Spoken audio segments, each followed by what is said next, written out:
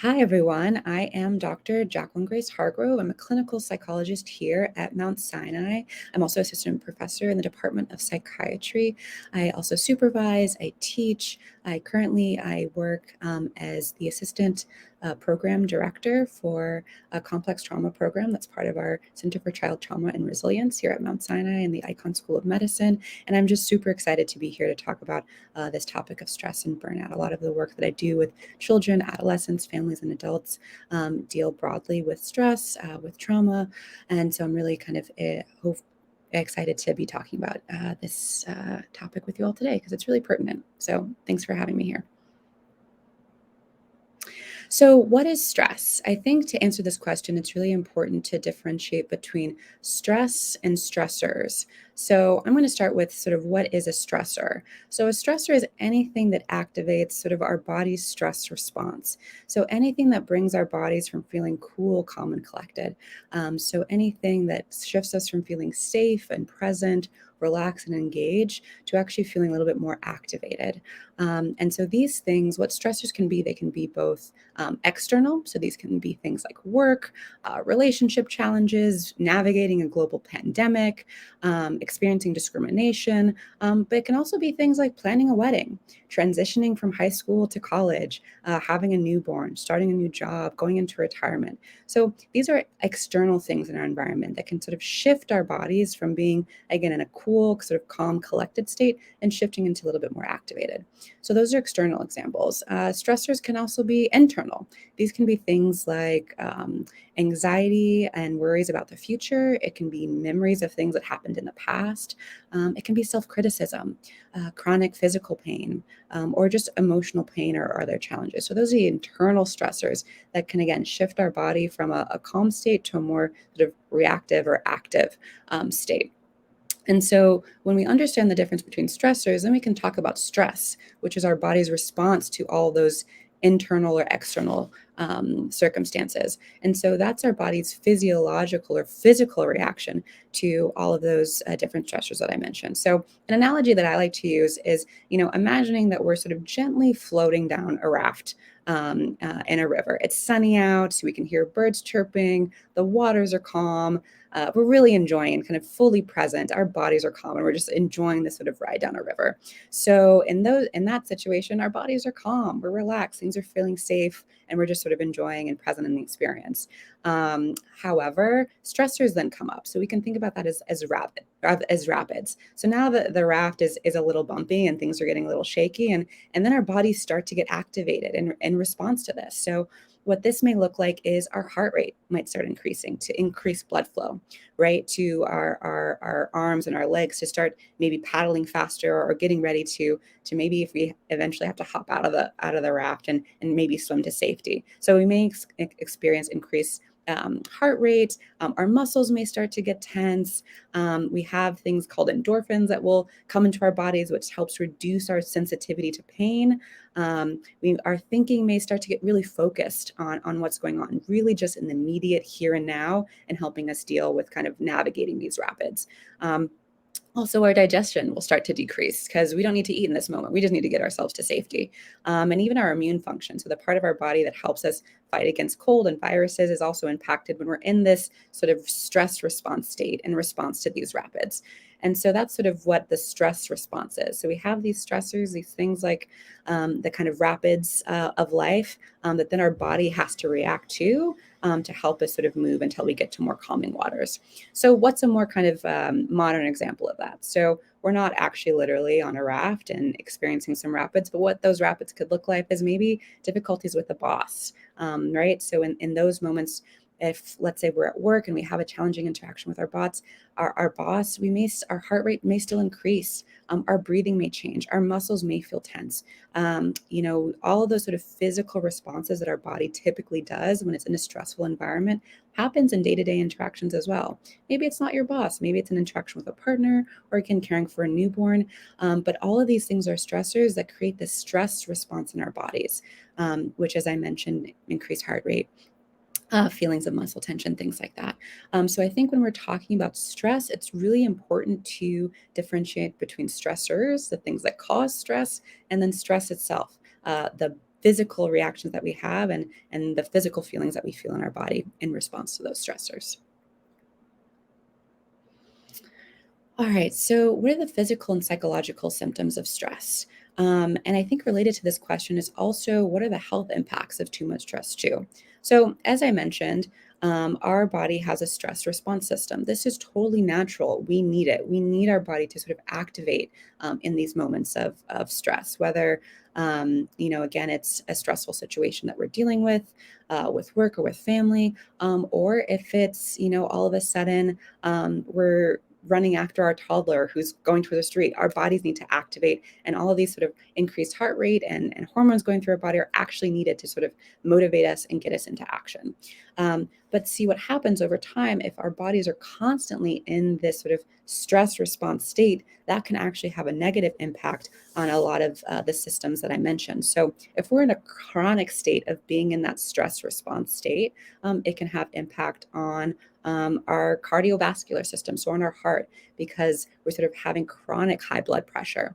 It can impact our digestion. If you've ever noticed, if you're really stressed out, sometimes people stop eating, actually, or some people start to overeat or eat too much. Again, because when we're in a chronic state of stress, when our body's in that chronic sort of stress response system, our digestion is kind of impacted. And we can understand that if we're actually not eating as much, how that could have a health impact.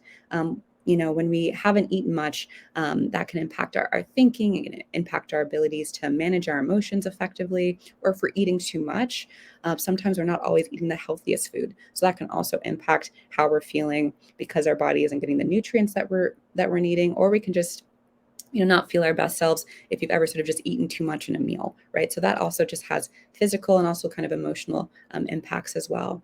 And again, if we're in a chronic state of stress, if our body is constantly in this sort of stress response mode, it can also impact our immune system. So the part of our body that's meant to sort of protect us, that can also be impacted. A good example of this as well is if you've ever sort of been through a really stressful situation at work and then eventually had some time off, or sometimes this happens in the holidays. So we'll be sort of stressing out and gearing up for the holidays. And then finally, when sort of the vacation comes or the time off comes, we actually get sick. It's because in some ways our body has been dealing with a high sort of chronic sense of stress. And then finally, we're at a moment where our bodies can relax and sometimes we get sick. So that's another example sometimes about how being in stressful situations can impact our immune system and functioning. But then it also just impacts our hormones. So again, constantly having all of these different hormones coursing through our bodies that are associated with our stress response. In general, it can lead to hormonal imbalances that also aren't helpful for us. And not to mention some of the psychological impacts of just increased anxiety, increased worry and stress, increased irritability if we're feeling really reactive to other people.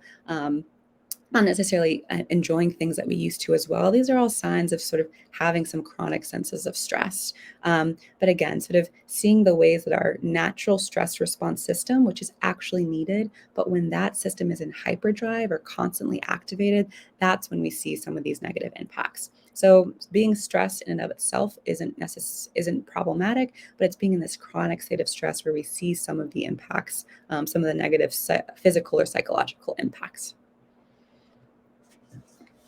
Okay. So, how do you know if you have too much stress in your life? So, one of the things, another ways to kind of phrase this question when I sort of hear it is also thinking about how do I know when I'm starting to feel a little bit burnt out? Or what are the signs that maybe I'm not necessarily burnt out, but I'm feeling like a little bit like emotionally crispy, like I'm kind of getting there. Maybe I'm not full burnt out mode, but I'm definitely in a space where I'm feeling more reactive. So there's a list of things that I like to sort of share with people to keep in mind that can be indicators about how you know you have too much stress in your life. So the first is if you're noticing a loss of energy. So if you're noticing that you sort of have prolonged moments of emotional or mental or just physical exhaustion, where you really, no matter how much you sleep, you really just feel depleted. That can be one indication. Another one is loss of enthusiasm or incitement about things that you typically get excited and enjoy. So if you start to feel detached from things that you typically enjoy, either experiences or people, If you notice sort of a depletion of empathy or compassion, you kind of just stop caring about things. Or if you're feeling really critical about yourself or other people or your future, that sort of loss of enthusiasm and connection can be another indication of that maybe you've experienced a little bit too much stress and need to process that. Another piece can be loss of confidence. So if you're really feeling down on yourself, feeling really ineffective, feeling a lack of accomplishment or meaning, and really just sort of feeling a little bit lost or down on yourself consistently. That can be another indication. I think in terms of some other helpful ways to think about how you know if you're too much stress or what are some signs or symptoms of that? In addition to the three I mentioned, if you ever notice if you're super reactive to things that typically you don't react to. The analogy or image that I like to give for this one is, I'm sure we've all experienced or seen a toddler who maybe is walking around, falls down. They're okay. They aren't hurt, but they tend to have a big reaction to that sometimes. And then you can go over to them and coddle them and give them some comfort.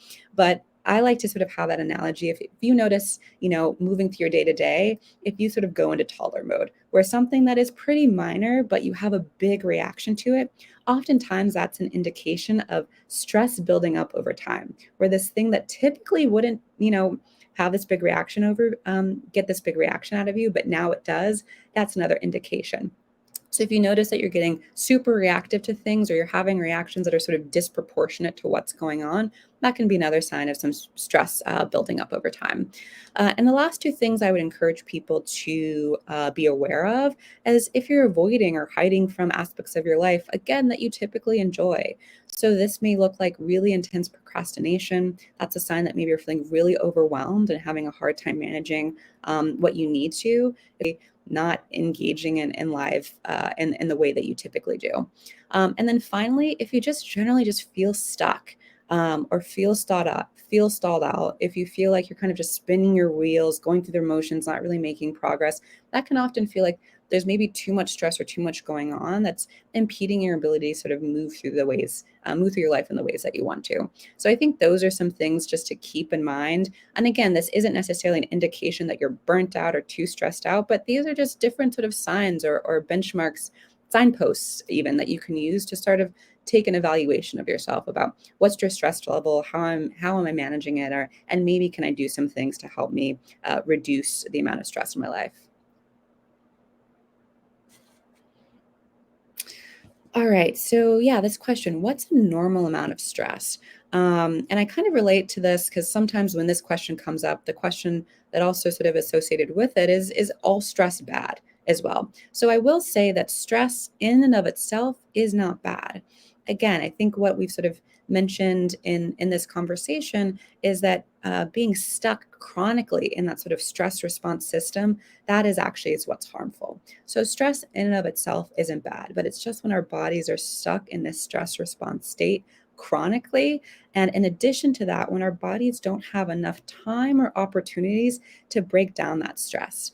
There's a really lovely book that I love called Burnout by Emily and Amelia Nagoski. And they sort of call this stress response like when you're just soaking in stress juice. So all of that stress, those hormones, the physiological responses that we have in response to stress. So the challenge is in when we're sort of stuck in that stress juice and don't have enough opportunities to sort of wring ourselves out, to sort of dry out, to get back to a relaxed state. So that's when stress can be bad or problematic. But in some ways, we actually do need stress, and there is an optimal level of stress, and that's different for all of us. But what I mean by that is think about anything that you've done that has been worthwhile or meaningful to you. And usually, those things that are really important or meaningful to us probably were associated with some level of stress.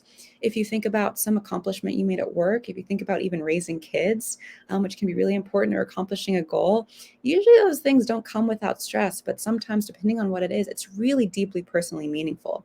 So, in that case, we know that stress in and of itself is not harmful because oftentimes it's actually linked to things that are really important to us.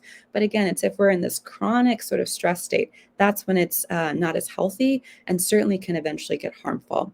And so I think it's important to think about what's an optimal level of stress for you. And I think thinking about that on a spectrum. So on one end, you kind of zero stress, cool, calm, and collected. Again, that analogy that I spoke about earlier about just being sort of on a calm raft, sunny skies, things are cool. That's a great state to be.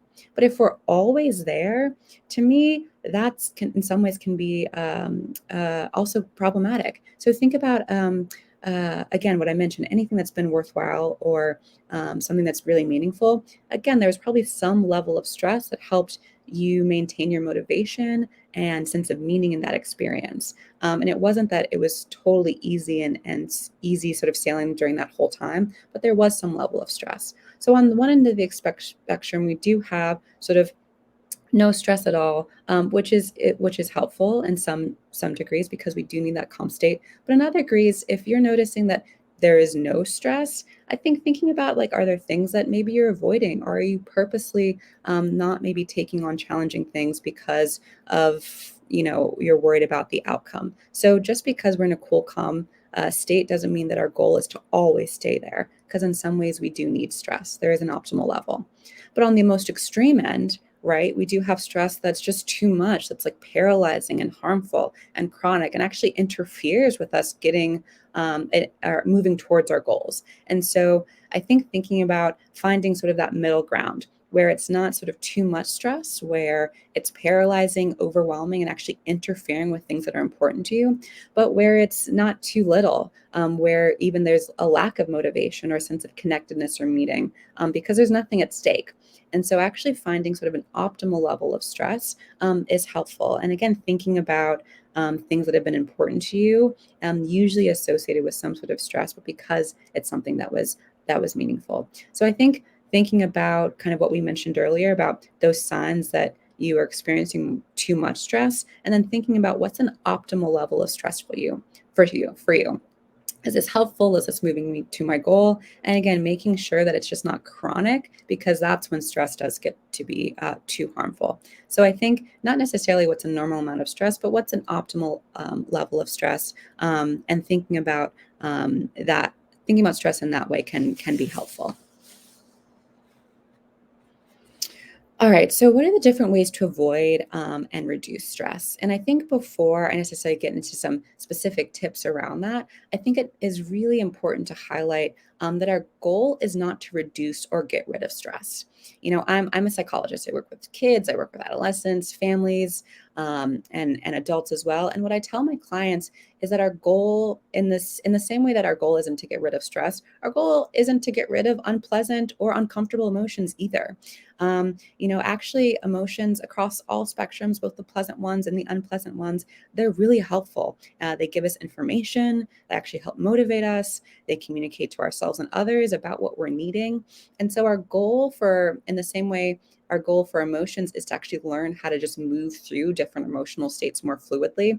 That is actually our goal in stress as well. Our goal is not to get rid of stress, it's just to, one, help reduce chronic levels of stress, which can be harmful, and two, increase our body's capacity just to move through different states of both stress and calm. And so, in the same way that it's not possible to always have clear skies and calm waters, life does not work that way. Um, it, our goal is to then not to try to always be in that state of bliss, but actually, when the skies start to get dark and the water start to get choppy, to actually be able to learn how to weather those storms more flexibly and with more skills, knowing that eventually we'll be able to get through that sort of stormy weather and eventually get to a calm state. So I think just to sort of answer that first part of that question, or what are the different ways to avoid or reduce stress, I want to be clear that our goal, it's an impossible one to completely avoid stress. So really our goal should be, how can we reduce exposure to chronic stress, and how can we increase our ability to move flexibly through those states of storms and through states of calm. And so I do want to mention a few different strategies for helping increase our flexibility to move through both states of stress and states of calm, but also tips for trying to reduce our exposure to chronic stress, which can be harmful. And so I do kind of wanted to highlight about 5 different things that I think folks can do to, again, help increase our flexibility so we don't get stuck in stress states, and also reduce our exposure to chronic stress. So the first thing that I'll mention is dealing with the stress. And again, at the start of this conversation, I made the distinction between stress and stressors. So stress is our body's response to stressors. That is a very physical process. So the best ways to deal with the stress is to do things that are physical.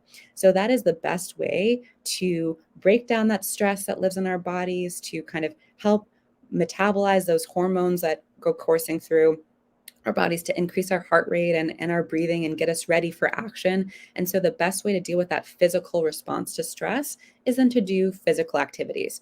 And this can be a whole host of different things. So of course, at the top of the list, it can be physical activities. So this is anything that literally just gets your heart rate going, or you sort of breathing deeply. And what's great about that is because our body's stress response is a physical process, intentionally doing physical activity kind of helps close the loop. It helps your body sort of know that you've gone through this stress state. It kind of breaks down any of those remaining hormones that are staying in your body, and helps sort of your body come to like a calmer state. So really doing physical activity can be really important. And I know for a lot of folks, like getting to the gym or going for a run, that is not their jam, and that is not what you need to do. It can be dancing, doing a Zumba class, dancing in your room. It can be just, again, anything, yoga, if that helps move your body around, or again, increase your heart rate or get you breathing deeply. So that is one physical activity. But the other things that can be physical is even focusing on your breath. What's really amazing about the human body is that in the same ways that we have the stress response system, we can actually use our breath to help initiate the part of our body that actually brings that stress response state to a close. And so one of the things that I like to recommend folks is doing some breathing exercises. What's a great one for this is making sure that your exhale, so when you're breathing out of your body, that it's longer than your inhale. So a really great tip that I like to provide for folks is maybe breathing in for 4 or 5 counts, maybe taking a beat to pause, and then exhaling for 6 to 8 counts, and really making sure that exhale is longer. And what that does is that actually kicks in a different system in your body that's actually associated with calm. So that's a really great strategy for just helping, again, close this stress response cycle that our bodies go through and help break down, again, some of that stress juice that may still be coursing through our veins a little bit. And doing that for just a minute or two can be helpful. Some other ways that we can deal with stress that are physical are connecting with other people and physical affection. If you've ever come home and just even, and that doesn't necessarily have to be with people, it can also be with pets. Oftentimes particularly in my work with children, if they have pets, that can be some of the most comforting, stress reducing interactions that they have. So connecting with people that help you feel safe, that help you feel energized, and also engaging in physical affection is also, again, a physical activity that you can do that helps reduce and sort of close a loop in the stress response cycle, and deal with the stress itself, even if the stressor is still lingering. And again, those stressor can be anything external, internal, but these are strategies for really managing the stress that our bodies are exposed to. And the last couple physical activities that I think people don't necessarily think of are laughter and also crying. Those are physical activities, but usually if we're laughing, that's a really great indication that our bodies are in a calm, safe state. And that's enough to also help our bodies sort of move through the stress response cycle. Or often, sometimes just having a really good cry. I don't know if you've ever had the experience of maybe something really frustrating or painful happen and you just had a really good cry, and then afterwards you kind of have this really deep exhale or inhale and exhale, and you kind of feel better, because it's also a physical process and helping us actually release some of that stress and tension. So these things that I mentioned are actually all physical ways of managing that stress that sort of lives in our bodies, because again, the goal is trying to help our bodies not stay in that chronic state of stress, and kind of breaking up all that stress response, energy that can linger after being exposed to a stressor. So that's one way to deal with the stress. Now, the strategies for dealing with stress are different than strategies of dealing with the stressors. Again, those things that I mentioned that sort of create that stress response in our bodies. So the two things that I would recommend for dealing with stressors really depend on if it's something that you have control over, meaning you can actually actively problem solve to shift in the environment, and stressors that are out of control. And unfortunately, a lot of the stressors that we're exposed to sometimes are out of our control. Again, if it's work circumstances, sometimes with family, maybe health challenges, challenges maybe one of your children may be experiencing as well. So I think it's important to know if this is a stressor that you have some control over, then absolutely engage in active problem solving to reduce that stress. But if it's something that's more chronic or something that you don't necessarily have control over, some tips that I give for that are one, trying to make meaning out of the experience. Again, at the top of this conversation, I mentioned some stressors. Let's say transitioning from high school to college, getting married, having a newborn. Those are typically things we think about as stressful events, although sometimes they are. But in some ways, what's significant about these events is the meaning that we make out of them. They're often sort of understood as important life transitions or things that are associated with positive next steps. And so, what shifts these things, which are in some ways very stressful, and helping them feel less so, is the meaning that we attach to them. So sometimes thinking about what's my why? Why am I engaging with this activity, or why is it important to me? Can help us make meaning and sort of reduce stress. Another sort of related strategy is sort of changing our expectations. So let's say we are in a situation where we're in a work environment that's challenging, or maybe in a relationship where we feel like our needs necessarily aren't getting met consistently. Sometimes just shifting our expectations can actually reduce stress, because then we aren't fighting with what we are expecting people or environment to do, and we sort of shifted our expectations. This isn't to say not to have boundaries or set limits on what you need, but sometimes shifting our expectations, particularly around stressors that we don't have control over, can actually help reduce our stress, because now we're not fighting with what we're hoping to happen and what is actually the reality of the situation. And then I have three more just things to think about when trying to reduce stress. So we've talked about dealing with the stress itself, and that's a physical process. We've talked about dealing with the stressors through problem solving and meaning making and managing our expectations. And the other three things I'd suggest is trying to contextualize your stress. What I mean by that is sometimes we can think we have a personal failing because we're so stressed out. But if we just take a minute to step back, we realize there's so much going on in our lives that, of course, you're feeling stressed out and a little bit burnt out. And what I mean by this too is like thinking about being in a global pandemic right now is a social stress. Being a parent right now is an added level of stress. Thinking about the different identities that you have as well. Navigating your life and experiences as a woman has its own stress as a man, as if you're trans or non-binary, if you're a person of color, if you're a member of a historically underrepresented group, immigrant. There's so many ways in which our identities also impact how we move through the world and the stress that we experience. And I think sometimes just contextualizing it and recognizing how our identities and how the sort of environments that we're in, it's probably understandable that we're feeling the level of stress that we're feeling. And so I think sometimes that can both help us not sort of be so self-critical around ourselves if we're feeling stressed out, but then it can also help us then identify ways to manage that stress that are unique to us. And the last two things I'd say is also redefine productivity. Speaking of culture and context, particularly in the US, we have this sort of narrative of always being productive, always producing, always sort of on our grind. And that is a culture that is ripe for stress, if that is the message that we have. And so, what I mean by redefining productivity is productivity can mean basically simply intentionally working toward a meaningful goal. And so, let's say your goal is mental health and well being, then rest can be a really productive thing that you're doing in line with that goal. And so, making time for rest can therefore be productive because you're intentionally making steps that it's enhancing your mental health and physical well being.